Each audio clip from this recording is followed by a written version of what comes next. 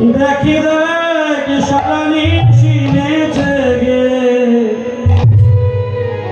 আজি অলসে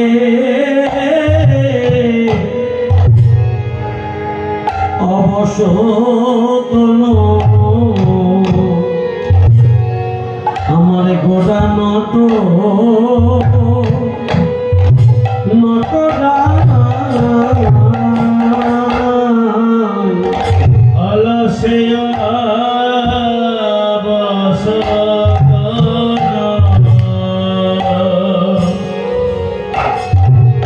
আমার গোড়া নট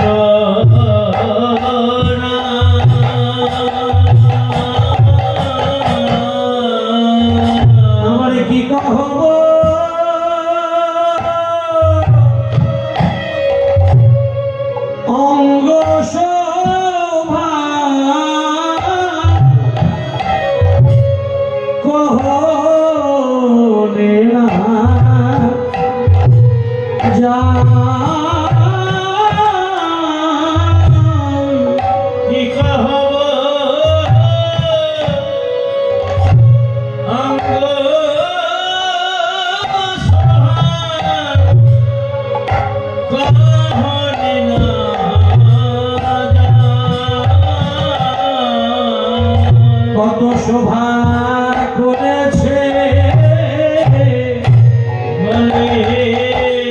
কত শোভা করেছে ওরে শিব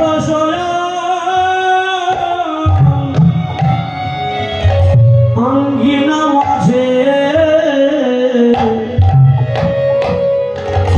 প্রভু কত শোভা করেছে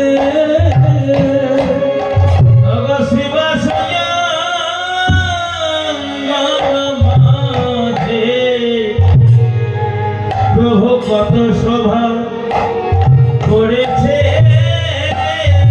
দুটি নয়ন জলে ভেসে যায় দুটি নয়ন জলে ভেসে যায় আমাদের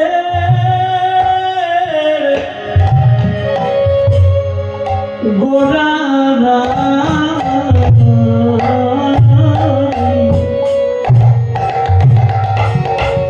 দুটি নয়নে জলে ভেসে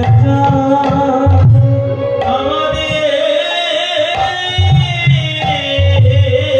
গোড়ায় দুটি নয়নে জলে ভেসে যায় আমার হরি বলা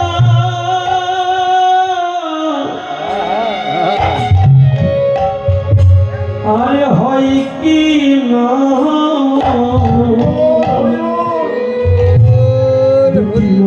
জলে ভেসে যায় আমাদের হরি বানায়া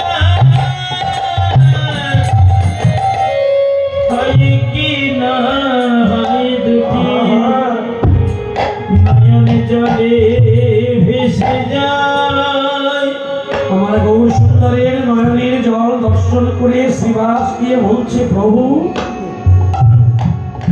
তুমি কাঁদছো সারা ঋষি তুমি হরিনাম কীর্তন করলে কত ভক্ত সঙ্গ করলে এখন নিদ্রা ভঙ্গ করে তুমি নয়নের জলে কাঁদছো কেন বলো কিসের ব্যথা কিসের ব্যথা কিসের ব্যথা বলো কিসের ব্যথা তুমি কোন কথা কিসের ব্যথা তুমি কহো না কথা বলো বলো কিসের ব্যথা তুমি কোন কথা কিসের ব্যথা তুমি কহো না কথা কিসের ব্যথা গৌরহরি কাঁদছে যদি ভক্তরা জিজ্ঞাসা করছে প্রভু তুমি কাঁদছো কিন্তু তোমার দুঃখটা কি তোমার ব্যথাটা কি ব্যথা না পেলে তো তুমি কাঁদছো না তাহলে তোমার দুঃখের কথা ব্যথার কথা যদি আমাদেরকে প্রকাশ করো আমরা সবাই মিলে সেটাকে ভাগ করে নেব গৌরহরি নয়নের জলে কেটে কেটে শ্রীবাসকে বুকের মধ্যে চাপতে ধরলেন। বলে, শ্রীবাস, এই তো হরিনাম শেষ হয়ে গেল, এই দেখো প্রভাত কাল হয়ে উঠেছে, একে একে সকলে নিজে নিজের কর্মের দিকে চলে যাচ্ছে। আবার কি এমন সুদিন আসবে এই রকম ভক্ত সঙ্গ করে নয়নের জলে কৃষ্ণ কৃষ্ণ বলে কাঁদতে পারব? ভক্ত সঙ্গ না হলে কৃষ্ণ বলে তো কাঁদা যায় না। আমি কি পারবো আবার কৃষ্ণ বলে কাঁদতে? এমন ভক্তকে আবার একত্রিত করে, যেমন দেখুন এই যে কীর্তন বাসর, আজকে আমরা কত মানুষ রয়েছি। গত কয়েক বছর ধরেই এখানে আমরা গান বাজনা করতে আসি। বছরের শেষে যখন গান শেষ হয়ে যায়, আজকে যেমন কুঞ্জ বর্ণন হচ্ছে, আগামী কাল কিন্তু আর এই আসর থাকবে না। আবার এক বছর পরে হয়তো এই আসর থাকবে, আমরা কেউ নাও থাকতে পারি। যতক্ষণ কৃষ্ণ নামে কাঁদতে পারি, কৃষ্ণ কথা শুনতে পারি, কৃষ্ণ কথা বলতে পারি, ততক্ষণ পর্যন্ত আনন্দ সুখের মধ্যে থাকতে পারি। কিন্তু যখনই দেখবেন কৃষ্ণ নামের বাইরে আমরা চলে যাই, তখন কিন্তু আমরা আর ঠিক থাকি না, দুঃখের মধ্যে প্রবেশ করি। যতক্ষণ কৃষ্ণ বলে কাঁদা যায়, ভক্ত সঙ্গ করা যায়, ততক্ষণ সুখে থাকি। আর যখনই এই জায়গা পরিত্যাগ করে আপনি অন্য কোথাও যাবেন, দেখবেন কত জ্বালা যন্ত্রণা এসে হাজির হয়ে যাবে। একমাত্র গোবিন্দের নামে আনন্দ আছে, সুখ আছে, যে সুখের জন্য রাধারানী নয়নের জলে কাঁদতেন। কেঁদে কেঁদে বৃন্দাবনের মাটিকে ভিজিয়ে ফেলেছিলেন কৃষ্ণ বলে কেঁদে, গৌর বলে কেঁদে।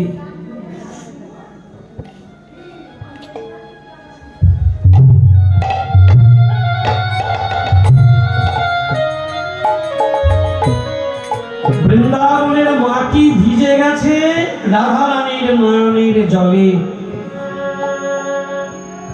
গোবিন্দ কেঁদে কেঁদে রাধারানীকে বলেছিলেন, ইয়াদি কীর্তন গুণ সমুদ্রং শত সাধু শ্রী রাধা শতদার সুচরিতে সুপুরাহ মনো সাধা তস্য খাত হরিনায়ক বসতি বৈজপুরী কর্ষ কলজ পত্র বিদাং লিখিলাম সুকুমারী। ইয়ার লভ্য পাইবে ভব্য বাঞ্ছাতি ন করিয়া সুদ সমেত শোধ করব সারা কলি যুগ ভরিয়া। এই করিলে রায় তোমারে দিলাম দাসখত লিখি চন্দ্রশেখর মঞ্জরি আদি রহ করিয়াতে সাক্ষী। আমি তোমাকে কথা দিলাম, তুমি যেমন করে বৃন্দাবনের মাটি ভিজিয়ে দিয়েছ কৃষ্ণ বলে কেঁদে, আমি ঠিক তেমনি করে নবদ্বীপের মাটিকে ভিজিয়ে দেব কৃষ্ণ বলে কেঁদে। তুমি যেমন কৃষ্ণ বলে কেঁদে সুখ অনুভব করেছ, আমি তোমার প্রেমকে নিয়ে কৃষ্ণ নাম মিশামিশি করে নবদ্বীপের পথের মাটি আমি ভিজিয়ে দেব। এবং এত প্রেম, যে প্রেম আমি পেলাম, এই প্রেম আমি জগতের জীবকে বিলায়ে দেব। নিতাই গৌর হরি।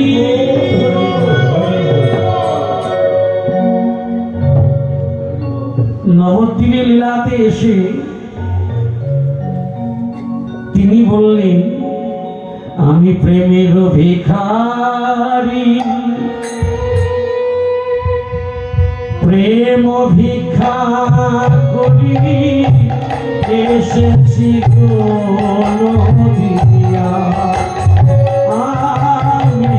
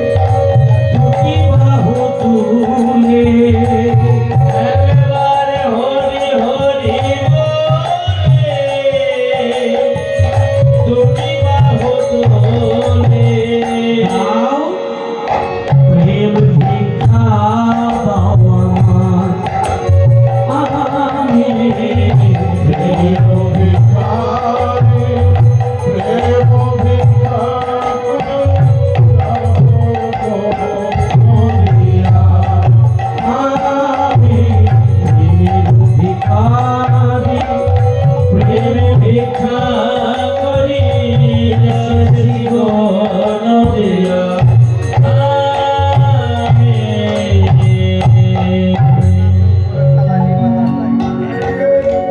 গতকালকে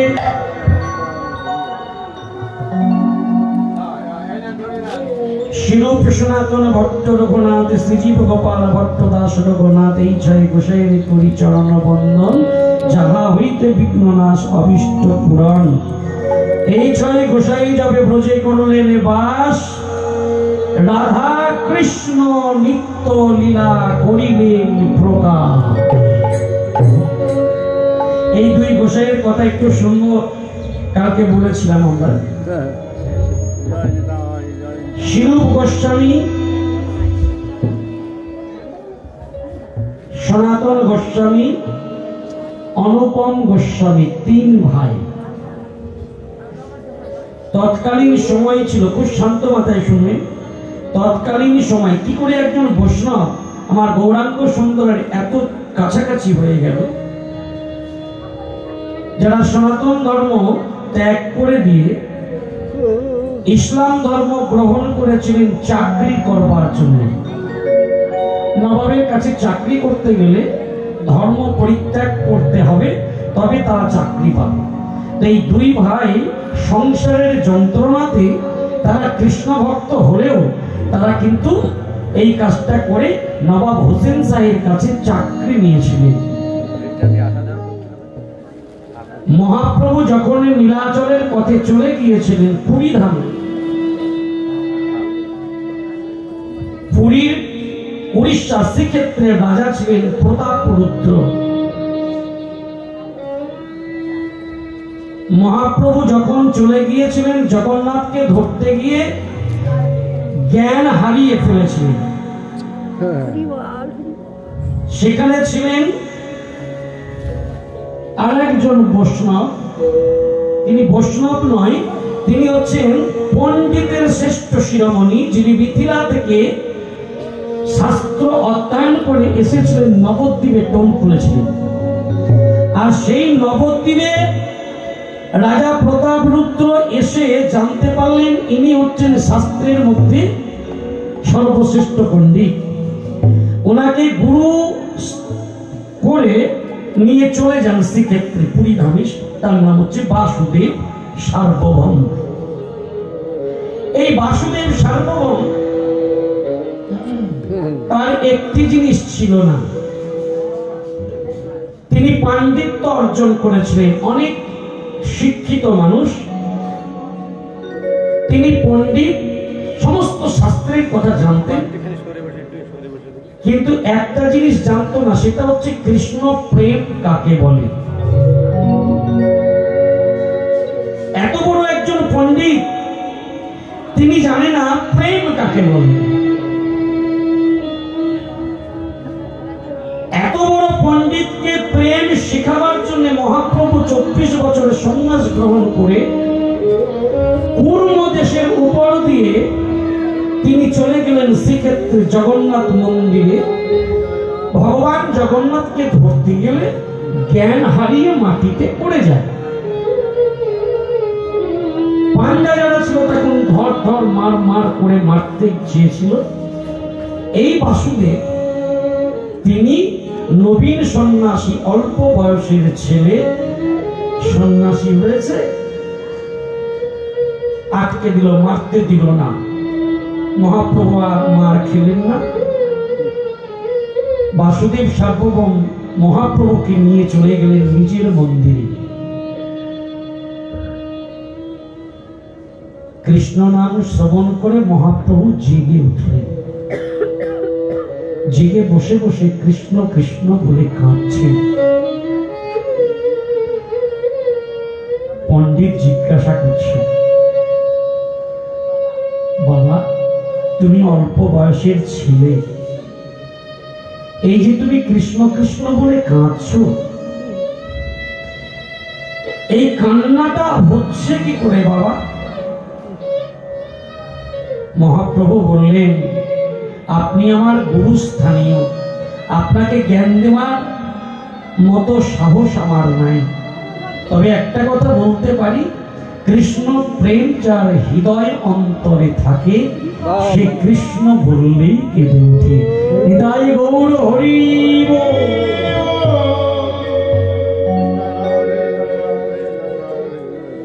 কি বললে?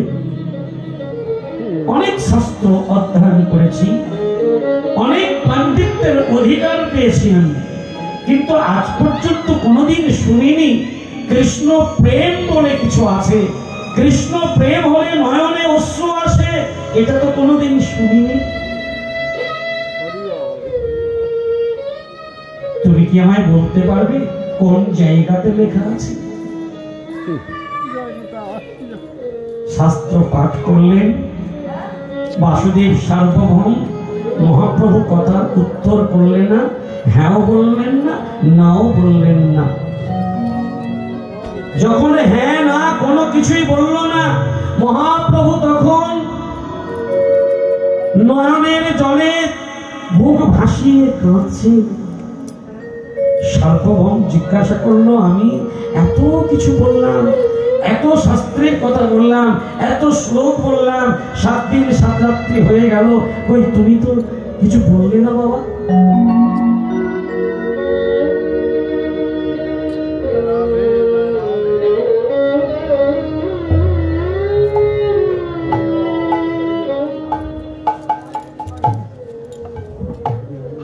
তুমি তো কিছু বললে না, তুমি কি বুঝতে পারলে না? আমি যে শাস্ত্র পাঠ করলাম, তুমি কি এইগুলো বুঝতে পারলে না? মহাপ্রভু বললেন, সব শুনেছি, সব বুঝেছি, কিন্তু শাস্ত্রের কথাগুলো শ্রবণ করলাম। আপনি যে ব্যাখ্যাগুলো করলেন, ওই ব্যাখ্যাগুলো কিন্তু আমি শ্রবণ করিনি। কেন? আপনার ব্যাখ্যার মধ্যে ভুল আছে, আপনার ব্যাখ্যার মধ্যে প্রেম আছে। যে প্রেমের কথা আপনি বর্ণনা করলেন না, যে প্রেম থেকে আপনি বঞ্চিত হয়ে রয়েছেন, সেই প্রেমের কথাটি আপনি বাদ দিয়ে দিলেন, তাকে ধরছেন না। মহাপ্রভুকে বাসুদেব রেগে গিয়ে বলল, আমি যা বলেছি তুমি বলতে পারবে? মহাপ্রভু এক নিমেষে 7 দিন 7 রাত্রির কথা সমস্ত সবকিছু এক নিমেষে বলে দিল। আর বাসুদেব পণ্ডিত গিয়ে মহাপ্রভুর চরণে আছাড় দিয়ে পড়েছিল, কেঁদে উঠল। কে তুমি?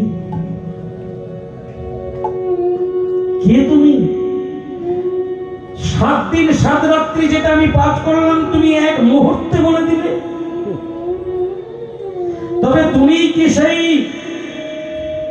নবীন সন্ন্যাসী জগাই মাধের মতো পাষণ্ডকে উদ্ধার করেছ? তবে তুমি কি সেই চপাল গোপালকে উদ্ধার করেছ? তুমি কি মলয় চাঁদ কাজীকে নাম দিয়ে উদ্ধার করেছ? যদি তাই হয় প্রভু, আমার অন্যায় হয়েছে, আমার ভুল হয়েছে, আমি কৃষ্ণ প্রেম আছে বুঝতে পারিনি, এতদিন হয়ে গেল আমি কৃষ্ণ বলে কাঁদতে পারিনি। দাও প্রভু তোমার চরণ ধরি, আমায় দাও।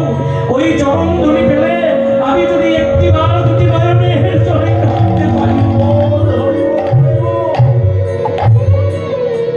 মহাপ্রভুর চরণ ধরি মস্তকে ধারণ করে হৃদয়ে মেখে নিল। যেই মেখে দিল, অগ্নি বাসুদেব নয়ন জলে কাঁদতে শুরু করে। কি আনন্দ কৃষ্ণ কৃষ্ণ নামে,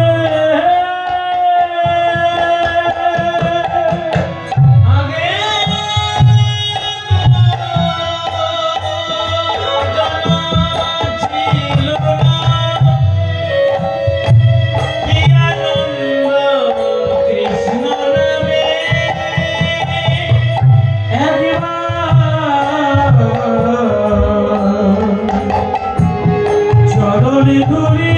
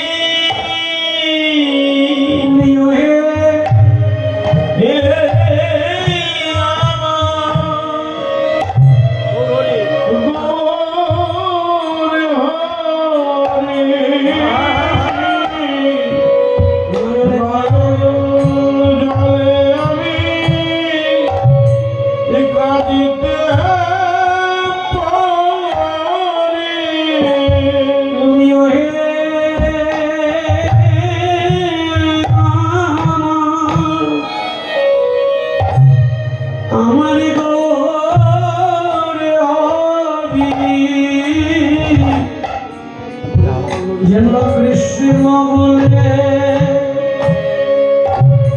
আমি কাঁদিতে পারি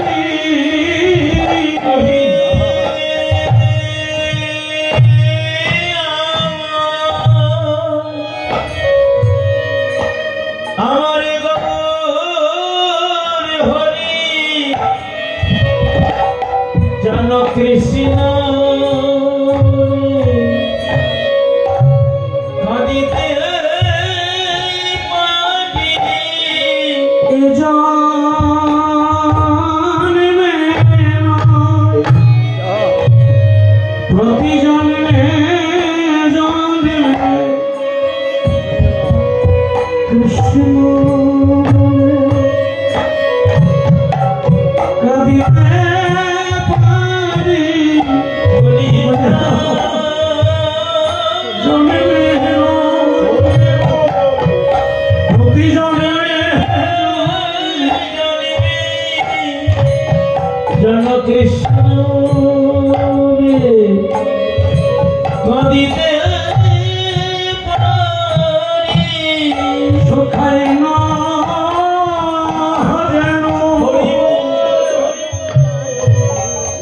আমার নয়ন বাড়ি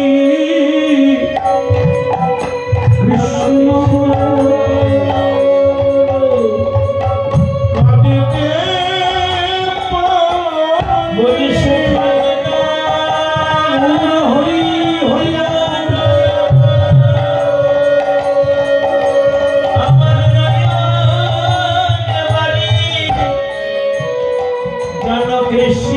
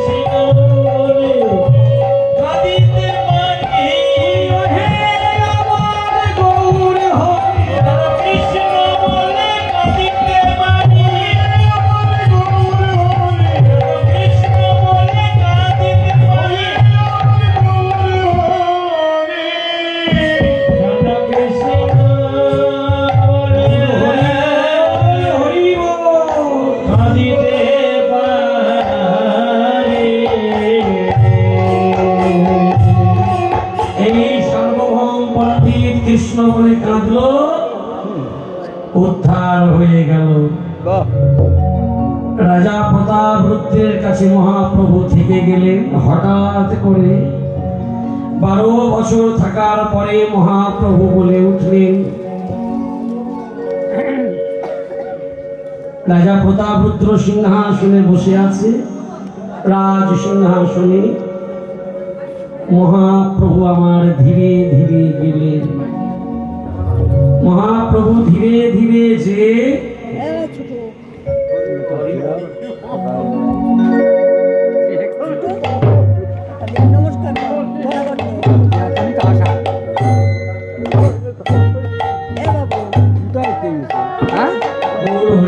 কিনে আনি না 10 টাকা করে যায় নিয়ে যায়।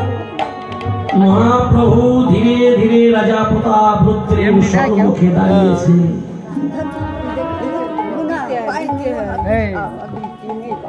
যখন সম্মুখে দাঁড়ালো, মহাপ্রভুকে দর্শন করে রাজ সিংহাসন ছেড়ে দাঁড়িয়ে গেলেন প্রতাপরুদ্র রাজা। যখন দাঁড়িয়ে গেল, আহ্বান জানালেন প্রভু সিংহাসনে। মহাপ্রভু বললেন না, বড় আশা মনে যাব বৃন্দাবনে, অনুমতি দেহ ওহে পুষ্ট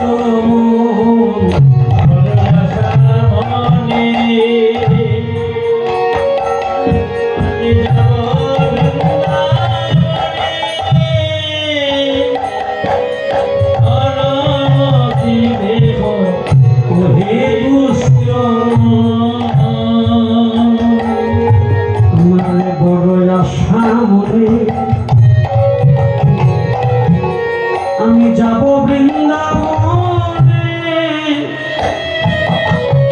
অনুমতি দেহ ওহে দুষ্ট।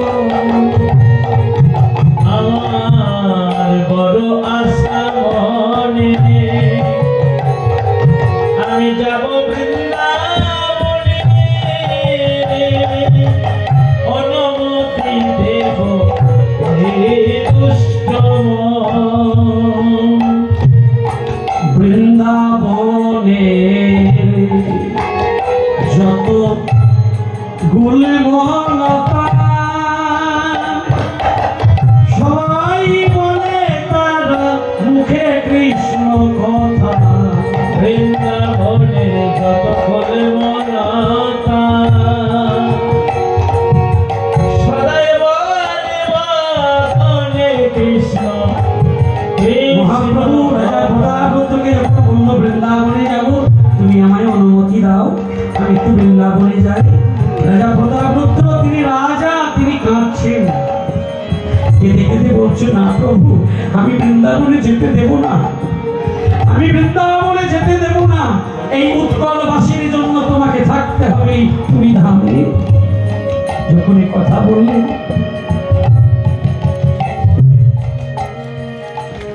মহাপ্রভু বললেন, আমি যাব বৃন্দাবনে, তুমি আমাকে অনুমতি দাও।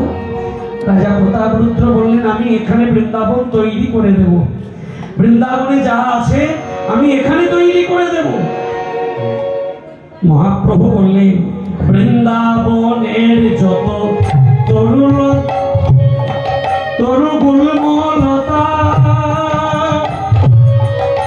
সবাই তারা মুখে বলে শুধু কৃষ্ণ কথা। বৃন্দাবনে যত আছে তরুণতা, সদাই তারা বলে কৃষ্ণ কৃষ্ণ কৃষ্ণ কথা। প্রতি পাতায় আছে নাম অঙ্কিত করা, প্রতি পাতায় আছে নাম অঙ্কিত করা, প্রতি পাতাতে পর্যন্ত নাম বলছে কৃষ্ণ নাম, প্রতি পাতাতে কৃষ্ণ বলে। তবে পাতাতে যদি কৃষ্ণ বলে, আমি বৃন্দাবনে পথে যাব,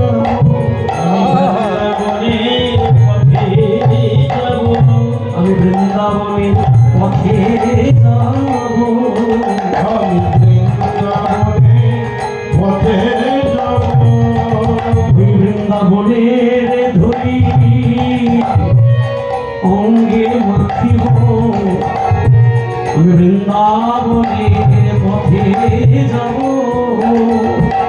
বৃন্দাবনের ধরি অঙ্গে মাখিব, আমি বৃন্দাবনের পথে যাব। বৃন্দাবনের রাখাল বালকদের কথা মনে করছেন ভগবানের। কিন্তু এই যে বারে বারে বিদায় নিচ্ছে, রাজা প্রতাপরুদ্র বিদায় দিবে, কি করব, কিছু তো করার নাই, এই চলে যাবে। বৃন্দাবনে যাওয়ার রাস্তা ভ্রমে চলে গেলেন মালদা রামকেলি, যেখানে রামকেলিতে দেখবেন মেলা হয়, যেখানে অবস্থান করেছিলেন মহাপ্রভু, যে জায়গায় বিশ্রাম করেছিলেন, লক্ষ লক্ষ ভক্ত ছিল সঙ্গে। এই লক্ষ লক্ষ ভক্তদের নিয়ে তিনি গিয়েছিলেন। ওই যে রূপ সনাতনের কথা বলছিলাম, ওরাও ছিল ওই রামকেলিতে। ওনারা পত্র দিয়েছিলেন মনে মনে, মহাপ্রভুর কাছে পত্রতে লিখেছিলেন, হে প্রভু, তুমি যদি পারো একটিবার কৃপা করে আমাদেরকে উদ্ধার করো। নিতাই গৌর হরি বল। তাদের নাম ছিল কি? তাদের নাম ছিল সাকর মল্লিক, দবির খাস, দুই ভাই। রাজা নবাব ছিলেন হোসেন শাহ। এই হোসেন শাহের রাজত্বকালে সাগর মল্লিক আর দবির কাজ দুই ভাই ছিল অর্থমন্ত্রী আর প্রধানমন্ত্রী। মালদা টাউনটা হচ্ছে তখন আমাদের যেমন এখন দিল্লি, প্রধানমন্ত্রী নরেন্দ্র মোদী, তখন এদিকে ছিলেন নবাব হোসেন শাহ আর প্রধানমন্ত্রী রূপ গোস্বামী, সনাতন গোস্বামী, এরা ছিলেন তখন প্রধানমন্ত্রী আর অর্থমন্ত্রী তৎকালীন সময়। এইবার দেখুন, তৎকালীন সময় যখন এমন অবস্থা ছিল, লক্ষ লক্ষ ভক্ত সবাই মিলে যদি হরিবোল হরিবোল বলে, 1 লক্ষ মানুষের মুখ থেকে যদি হরিধ্বনি ওঠে, উলুধ্বনি হয়, তাহলে বলুন তো নবাব চমকে যাবে না?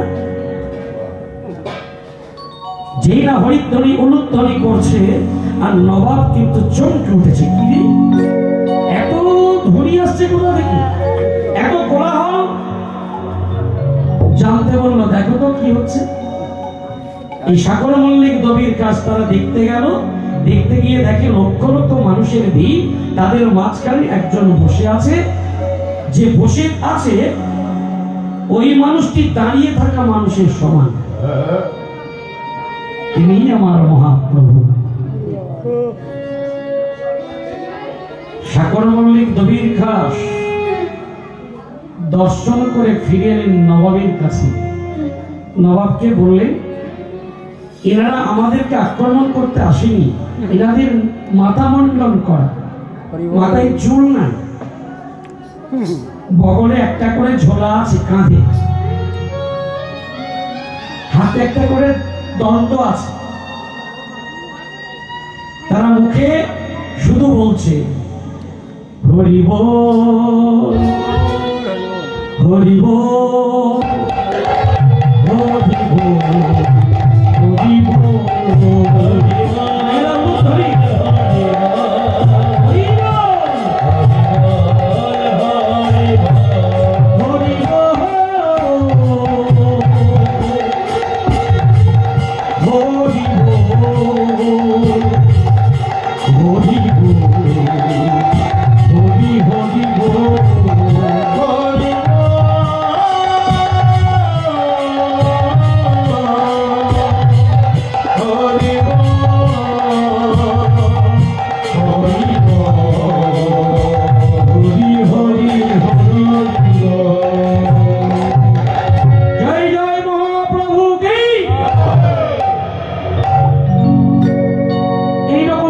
সবাই।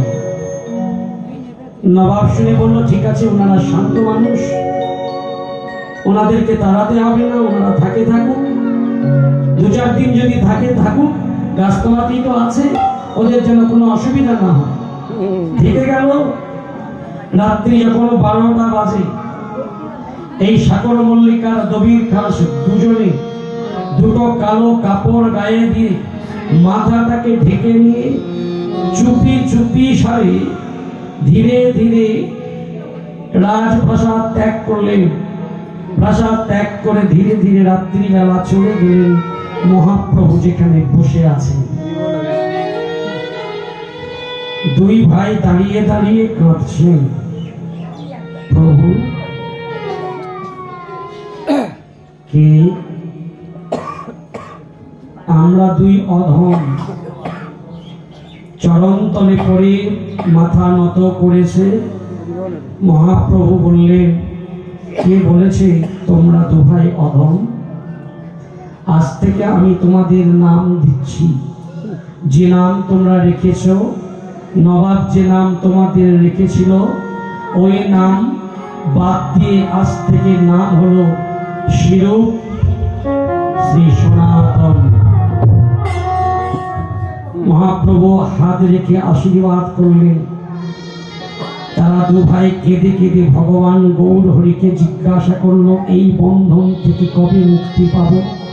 এই অর্থ, এই প্রাচুর্য, এই রজত কান্তন মণিমুক্ত, এই প্রধানমন্ত্রী অর্থমন্ত্রীর দায়িত্ব থেকে সমস্ত সবকিছু ত্যাগ করে দিয়ে প্রভু তোমার চরণ কবে পাব?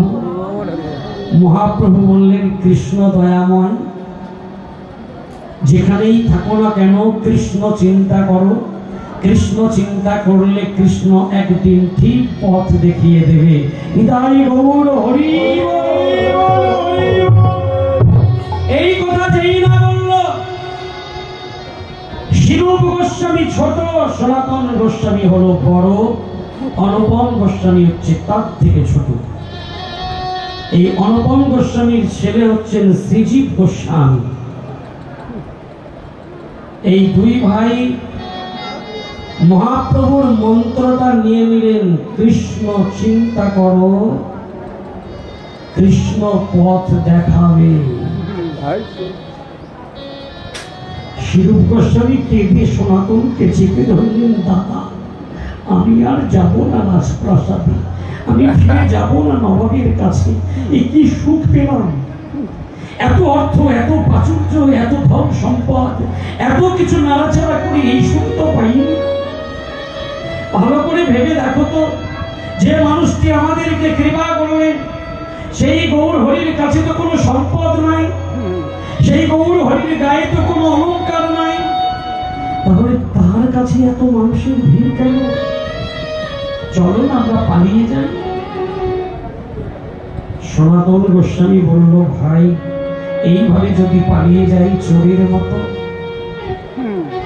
বলল আমি চোরের মতো হলেও পালাবো, আমি থাকবো না, আমি থাকবো না এখানে। শিরূপ গোস্বামী রাতের অন্ধকারে কৃষ্ণ কৃষ্ণ বলতে বলতে চলে গেলেন। সনাতন গোস্বামী থেকে গেলেন। নবাব জানতে পেরে সনাতন গোস্বামীকে বলল, বুঝতে পেরেছি তোমরা দুভাই বুদ্ধিমান। ওই মাথা মন্ডন করা, কাঁধে ঝোলা, হাতে দণ্ড বাবাজি, ওই বাবাজিদের যতদিন থেকে দেখেছো ততদিন থেকে তোমরা শান্ত নাই, আমি বুঝতে পারছিলাম। এই কে আছে, বন্দি কর। সনাতন গোস্বামীকে বন্দি করে কারাগারে নিক্ষেপ করলো। সনাতন গোস্বামী কারাগারে, রূপ গোস্বামী পালিয়েছে। সনাতন গোস্বামী কারাগারের মধ্য থেকে ভগবানকে ডাকে, কৃষ্ণ চিন্তা করে, হে প্রভু এক ভাই আমার চলে গেল, একা পড়ে রইলাম, আমি গেলে যেতে পারতাম, কিন্তু এই কারাগারেই থাকবো না কি বুঝতে পারছি না। হঠাৎ করে কৃষ্ণ চিন্তাময় তিনি দেখিয়ে দিলেন, সনাতন যিনি তোমাকে পাহারা দিচ্ছে তাকে একবার বললে হয় না? সনাতন ডেকে উঠল, ভাই শোনো, বলুন আমাকে খুলে দিতে পারবে একবার? আমি আপনাকে খুলে দিলে আমার চাকরি থাকবে না। শোনো ভাই, চাকরিতে তোমার যত টাকা রোজগার হবে সেই সমস্ত টাকা আমার কাছে আছে, তোমার 14 পুরুষের খাবার আমি তোমাকে দেব। কোথায় যাবেন আপনি? আমি যাব আমাদের স্রষ্টা, এই পৃথিবী যিনি সৃষ্টি করেছেন, আমাকে যিনি সৃষ্টি করেছেন, তোমাকে যে জন সৃষ্টি করেছে, আমাদের সেই ঈশ্বরের সন্ধানে আমি যেতে চাই, আমাকে তুমি কারাগার মুক্ত করে দাও। কথাটা শুনে কারারক্ষীর চোখে জল চলে এলো। আমি হয়তো পারবো না, তবে আপনাকে আমি আটকাবো না। যদি চাকরি আমার চলে যায় যাবে, তবে আপনাকে আমি মুক্ত করে দিচ্ছি। যদি প্রাণও যাই তবু জানবো যিনি পৃথিবীর স্রষ্টা, তার জন্য একজনকে আমার এতটুকু উপকার করে তাকে কৃষ্ণ বলে কাঁদতে পাঠিয়েছি। ইদাই গৌর হরি মুক্ত করে দিল। সনাতন গোস্বামী কারারক্ষীকে জড়িয়ে ধরে বলে উঠল, ভাই মানব জনমকে যদি ধন্য করতে চাও, সমস্ত সবকিছু ত্যাগ করে দিয়ে কৃষ্ণ বলে কাঁদো একবার। যদি তুমি ইসলাম ধর্মের হয়ে থাকো, তবে তোমার স্রষ্টা যিনি তিনি আল্লাহর নাম করে কাঁদো। আমি আমার কৃষ্ণের নাম করে কাঁদি। একবার যদি কখনো কোনো সময় অজান্তে চোখের কোণে জল আসে কৃষ্ণ নামে, জানবে কত সুখ, কত আনন্দ। যে আনন্দ তুমি আর এই বিশ্ব চরাচরে তুমি আর কোথাও পাবে না। একবার কৃষ্ণ বলে কেঁদে দেখো জয় গৌর হরি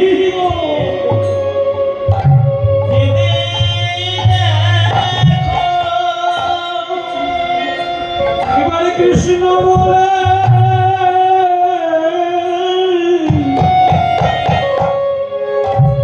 কেঁদে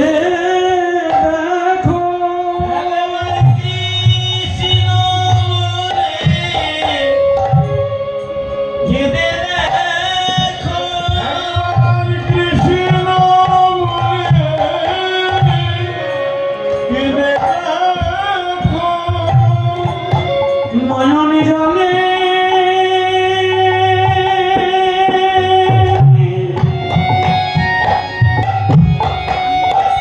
বুকি ভাষায়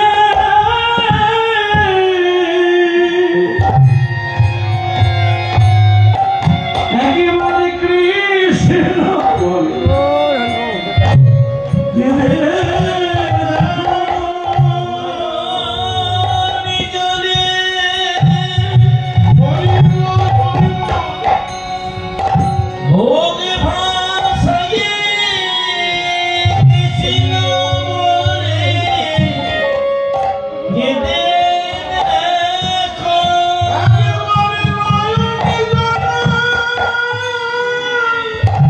গৌর হরি বল হরি বল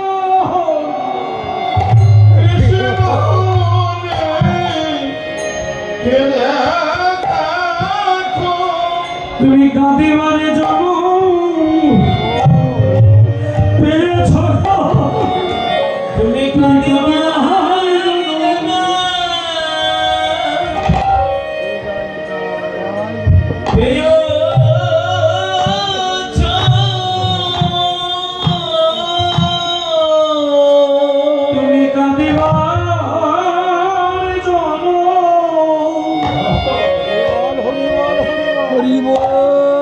হরি বল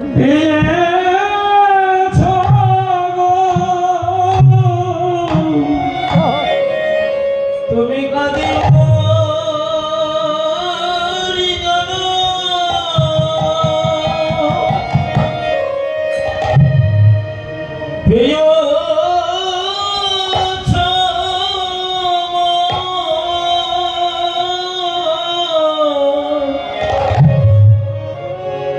কাঁদবার জন্ম পেয়েছ কৃষ্ণ বলে কেঁদে দেখো আপন স্রষ্টার জন্যে যদি তুমি কাঁদতে পারো ভক্তি দিয়ে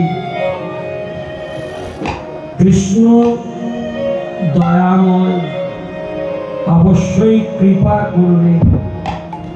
আমরা তো অন্য কিছু চাই না, এই জন্মে কৃষ্ণ বলে কাঁদতে পারছি, কৃষ্ণ কথা বলতে পারছি, কিন্তু বিচার তো করতে জানি না।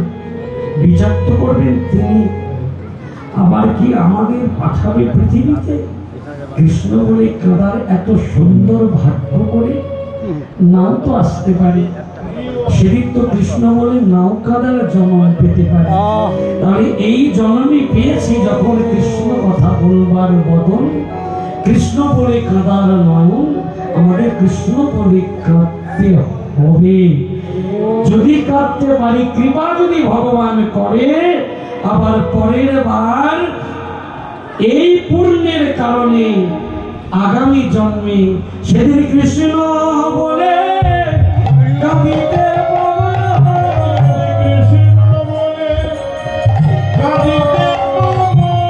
সেদিন কৃষ্ণ বলে কাঁদিতে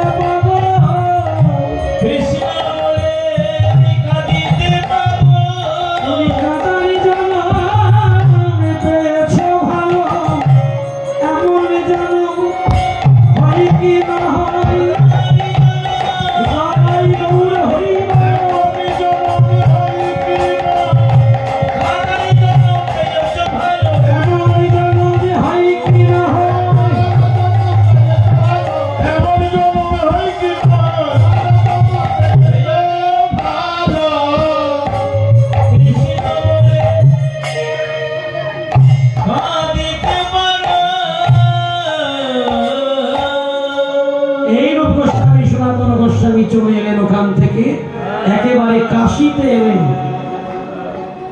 কাশীতে আসার পরে মহাপ্রভু কাশীতে বিশ্রাম করছিলেন। মহাপ্রভু কৃপা করলেন সনাতন গোস্বামীকে, যাও বৃন্দাবনে মদন মোহনের সেবা করো। রূপ গোস্বামী, সনাতন গোস্বামী মদন মোহনের সেবা পেলেন বৃন্দাবনে। বৃন্দাবনে শুধু সেবাই পেলেন না, তারা আজ বৈষ্ণবের শ্রেষ্ঠ স্থানে রয়েছেন। শিরূপ সনাতনে ভক্ত রঘুনাথ, শ্রীজীব গোপাল ভক্ত দাস রঘুনাথ, এই ছয় গোসাইয়ের করি চরণ বন্দন, যাহা হইতে বিঘ্ন না সবিষ্ট পূরণ। এই ছয় গোসাই যাবে ব্রজে করলেন বাস। এই দেখুন, রাধা কৃষ্ণ নিত্য লীলা করিলেন প্রকাশ। রাধা কৃষ্ণ নিত্য হরি হরি রাধা কৃষ্ণ নিত্য লীলা করিলেন প্রকাশ। বৃন্দাবন রাধা গোবিন্দের যে লীলা আমরা আস্বাদন করি, এনারা প্রকাশ করেছেন। আজকে শ্রীবাস মন্দিরে মহাপ্রভু জেগে উঠে অলসে অবসতন ঘোরানো টোরাই কি কহব অঙ্গ সভা কহনি না যায়। মেঘের নদী জুড়ে কিবা ছানিয়া যতনে, কত রস দিয়া বিধি কইল মিরমান। যেন রসেতে গড়া, রসেতে গড়া, আমার আমার ভাবের গোড়া, রসেতে গড়া, প্রেমের গোড়া, প্রেমের গোড়া, রসেতে গড়া, প্রেমের গোড়া, প্রেমের গোড়া রসেতে গড়া। মেঘের পিছনে কিবা ছাড়িয়া যতরে, মানে মেঘের বিদ্যুৎ টেনে এনে ছেলে ছেলে রস দিয়ে আমার গরু সুন্দরকে নির্মাণ করেছে। অতি মনোহর সেজ বিচিত্র বাণী, বাসুদেব ঘোষে কহে